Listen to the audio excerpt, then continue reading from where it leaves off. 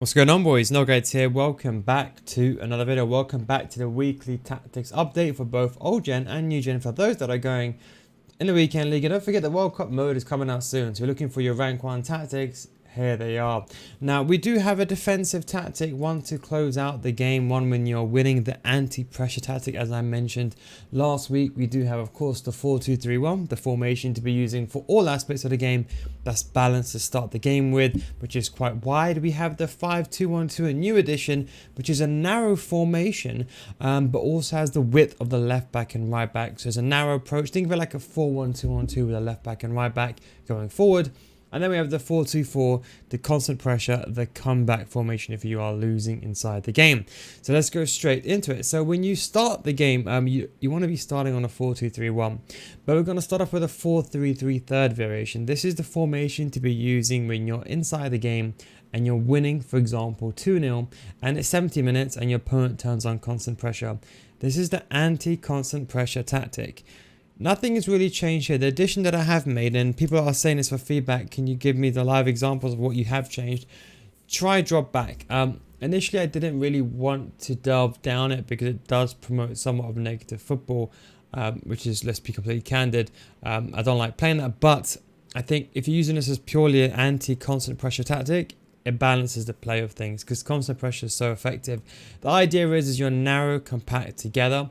You're slow build up play possession because you want players to come towards you. A lot of players are struggling with possession here because they find themselves getting more restricted in the final third. They just leave this unbalanced. The width's on 75 because you want to be as wide as possible, almost emulating hug the sidelines. One player in the box and one for the free kicks. We're very, very defensive in this stance. And all the players, the left mid and right mid, are both on comeback on defense. The one thing we have changed though is we added stand edge of the box for both of these players just to rotate the ball around. And the striker, we put him on false 9.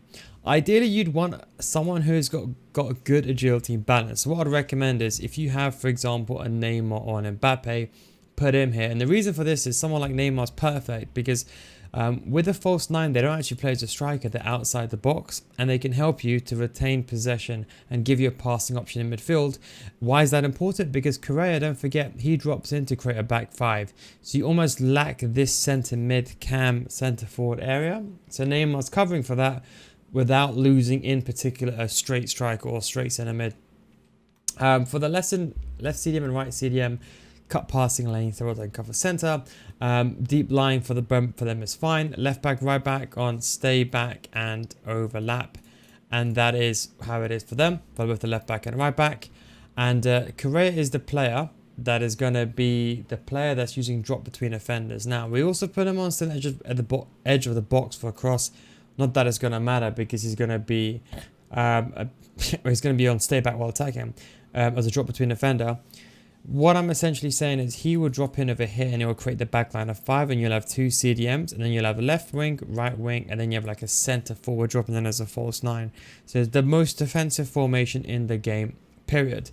Then we go over to the 4-2-3-1. This is the formation you'll be starting the game with. This is a very balanced formation. We haven't made any changes from last week. I think this will be the set in stone one up until the patch comes out. Balanced with the 360, long ball forward runs, pretty balanced. High up the pitch to attack the ball and be a bit more attacking. And alongside that, striker stay central, stay forward, get it behind, and a cam on stay forward, get into the box for cross. Think of this like a 4-4-1-1. The left attacking mid and right attacking mid, we have to come back in defense. You can leave them on balance, by the way, if you want us to be more attacking. But to be honest, I think come back in defense gives you a good combination. You don't get double up down the wings. And of course, you attack and you defend in a 4-4-1-1. So although this is a 4-2-2-1 on paper, it actually is a 4-4-1-1. Both CDMs are cut passing lane, step out attack and cover center. If you want to have one of them to be more attacking, you can do that. But I would highly recommend you just use L1 triggers to push these players forward manually instead of relying on sterile attacking. This is why you see a lot of pros use sterile attacking and come back in offense for everyone because they do a lot of their movement manually.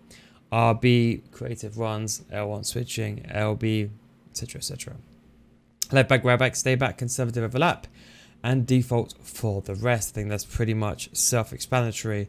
in regards to that. If you do want to get better at FIFA 23, I do have a FIFA School Series, but just before you skip ahead, what if I told you if you don't get better after 1 month, I'll refund your money? I can say that because I've been running my paid advanced in-depth FIFA School Series successfully for many years, and thousands of others have joined already and still stay on. This is for all levels of those that want to improve on FIFA, and you won't find these videos on my YouTube channel. These videos are a progressive systematic learning system that teaches you everything from the core mechanics of FIFA to the meta, so you can get better at FIFA as a whole, not just this game, with examples and explanations that go beyond the scope of YouTube videos. With new videos coming out every single week, these videos also adjust to recent updates and patches so you can stay up to date. So come join thousands of others in a mature audience community for those looking to get better. Patreon.com/nilguides, link is down below in the description. Now when you join, we already have a library of hundreds of videos that are specifically made for both new gen and old gen, with new videos in FIFA 23 getting added every single week. We also have an additional group coaching as well that we started this year due to high demand and high request. And don't forget guys, it's a money back guarantee, so if you don't get better after 1 month, I'll refund your money. That is the Nil Guides guarantee. Anyway, link is down below in the description, patreon.com/nilguides. But anyway, back to the video. Then we go over to the 5-2-1. Now this is the new tactic that you probably saw yesterday. The World Cup mode should be coming out soon if it's not out already. Thank you very much for your support from watching those videos. And I think I'm doing a formation video for each one of those major teams as well. But pressure and heavy touch I basically explained this in yesterday's video, so I don't want to go over it again. Fast build up, play, forward runs. One thing people are asking me though is they're saying, hey Neil, what players do we use where? Ideally you should be using here wingers, but the most important thing for these two players, number one is sprint speed. Okay, that's the first thing. And the second thing is stamina. So SS and S, I suppose you can say the quick way. That's what you need. You need these players to be fast. I don't want to hear about architect or lengthy or any of this nonsense. Proper sprint speed is what you need here, and stamina. Those are the two most important things. Everything else can come after. If you put a fullback here, it's fine. Someone like Llorente would be a perfect player because he's very well balanced, or someone like Park Ji-sung or Perisic. If you can get high work rates, even better, but don't worry about it too much. You just want fast players here. But as I mentioned in these tactics, you can just, if you didn't watch yesterday's video, it's a very attacking. It's basically attacks in a 4-1-2-1-2. With a left mid and right mid going forward. That's what it is. It's like a left back and right back going forward. It's like a more attacking version of a 3-5-2. Now, people have been asking me, okay, you have here a 4-3-2-1, a 3-5-2, and a 5-2-1-2. Okay, I want you to have a think. What formation? The idea what we want to do this year is we want to fine tune it to your play style.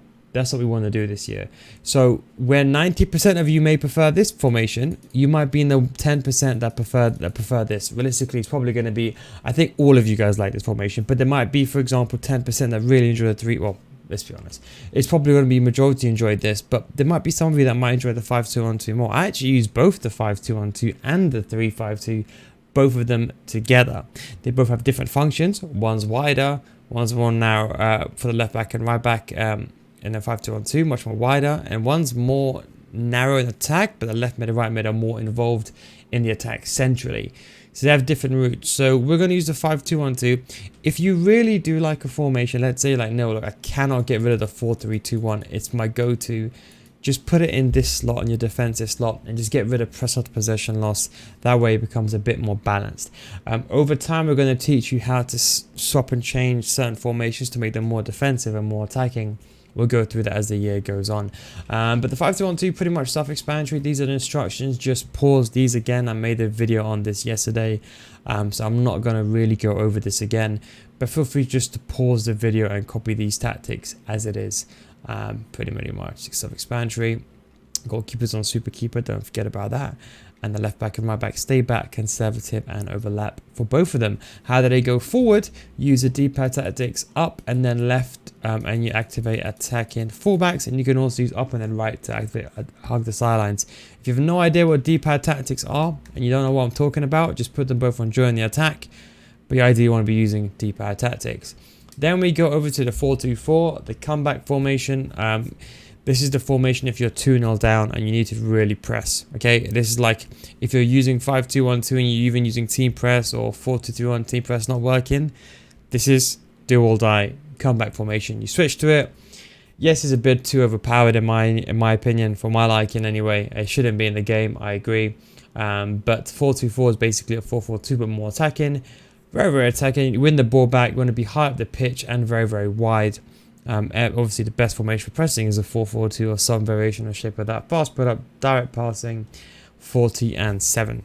And these are the instructions. Don't forget, you want to be having all these players on comeback and defense. The mistake that I always see is that everyone have these players on stay forward. You want to be pressing together as a unit with every single player behind the ball. Do not make the mistake of having these players on stay forward, because any player above Division 3 will keep the ball in between your front four, your two centre mids, and instead of you being 2-0, you're going to end up going 3-0, and it's going to be game over.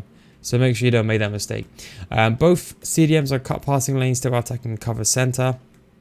Would be a normal setup for a 4-4-2 second variation, but we use cover center, get the box, get forward for both of them. You can leave one of them on, let's say, balanced if you're really like, oh, you know what, this is too much. You leave one of them on stay back, but both of them on get forward. You need a goal are perfect.